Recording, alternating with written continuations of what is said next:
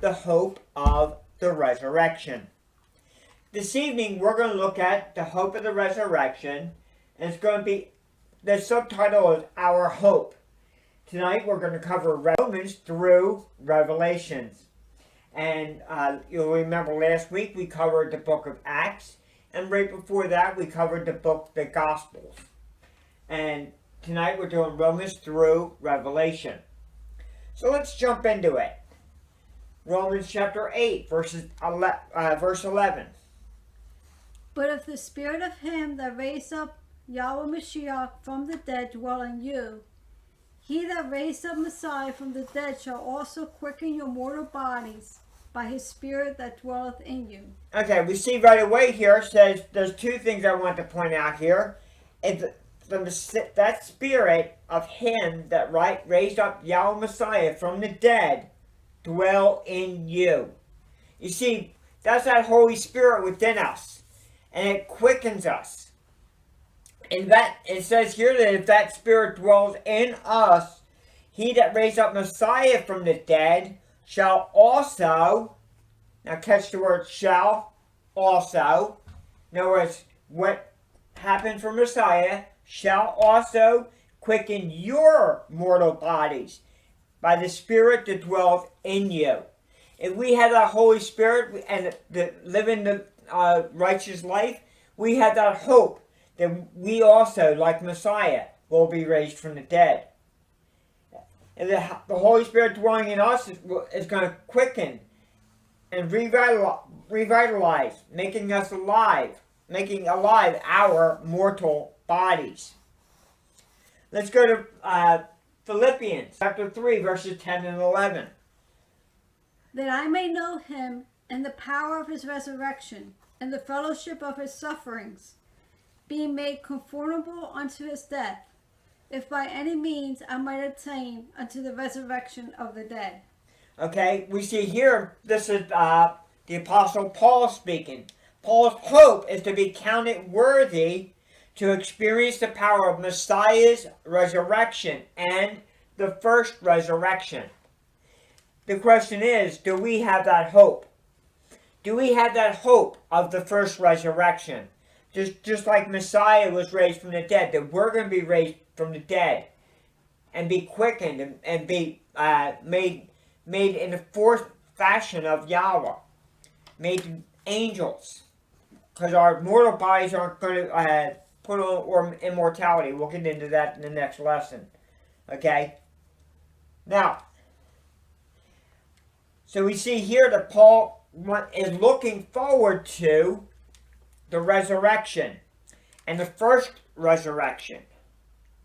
Okay, Philippians chapter 3, verse 21. Who shall change our vile body, that it may be fashioned like unto his glorious body, according to the working whereby he is able even to subdue all things unto himself. Okay, right here we see vile bodies. You know, we might be perfectly clean inside and out, but if we're honest with ourselves, we know we have a vile body. This is an imperfect body. No matter how much we try to exercise, to eat right, to get sleep, and all the things we need to do for this body, our bodies are still vile, dirty inside. Okay? And we see here at the resurrection, our vile, corruptible bodies will be changed to be like Messiah's glorious, incorruptible bodies. And of course, we're going to get into that a little bit next week in the last part of this teaching, when we get into 1 Corinthians chapter 15. And that last lesson, that's all that it'll concentrate on. Okay, so let's look at 1 Thessalonians chapter 4, verses 13 through 18. But I would not have you be ignorant, brethren, concerning them which are asleep, that ye sorrow not, even as others which have no hope. For if we believe that Yahweh Mashiach died and rose again, Even so, them also which sleep in Mashiach Yahweh will Elohim bring with him. For this we say unto you by the word of Yahweh, that we which are alive and remain unto the coming of the Master shall not prevent them which are asleep. For the Master himself shall descend from heaven with a shout, with the voice of the archangel, and with the trump of Elohim. And the dead in Mashiach shall rise first. Then we which are alive and remain shall be caught up together with them in the clouds, to meet Yahweh in the air, and so shall we ever be with the Master. Wherefore comfort one another with these words. Okay, let's go over a few things about this. If you didn't notice, twice in these scriptures, he talks about not being ignorant. Okay, he talks about asleep. He mentions that word twice. He says, concerning them which are asleep. And then later on, he uses that same word, asleep. Even so, them which are asleep in Yahweh.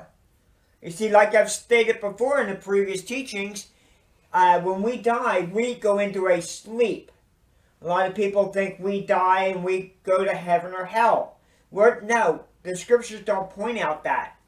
The scriptures say that we go into a sleep until Messiah calls us back. And he goes on to explain here. He goes on to explain that the Master himself shall descend from heaven with a shout, with the voice of an archangel, with the trump of Elohim. And the dead in Messiah shall rise first. You see, we're dead, but we're not dead, we're asleep. And they which are alive and remain shall be caught up together with them in the clouds to meet Yahweh in the air. And also shall we ever be with the Master. Wherefore, comfort one another with these words. So we're to comfort one another. That's what this is all about. With the words of the hope of the resurrection and the coming of Messiah back to this fallen world, this fallen earth. Death again here is referred to as sleep twice in the scriptures. So that's what we're waiting on. If we've died, we're in a sleep state, and we're going to be called up, just according to these scriptures, we're going to be called up first to meet him in the air. And then after that, those that are still alive when Messiah comes back. You see, this is giving me the impression that there's still going to be people alive when Messiah comes back. Or else he wouldn't have said that in the scripture. They that are alive shall be alive and remain shall be called up together. You see, there's going to be some that are going to still be alive. That must going to be a sight to see. But either way, it doesn't matter to me if I'm dead or I'm still alive when Messiah comes. I just want to go. I just want this body, this physical body, to be changed in a moment, in the twinkling of an eye. I want to be called up to meet him in the air. This is the last scripture for this evening. These teachings are very short teachings, but the last one is Revelation chapter 20, verses 4 through 6. And I saw thrones, and they that sat upon them, and judgment was given unto them.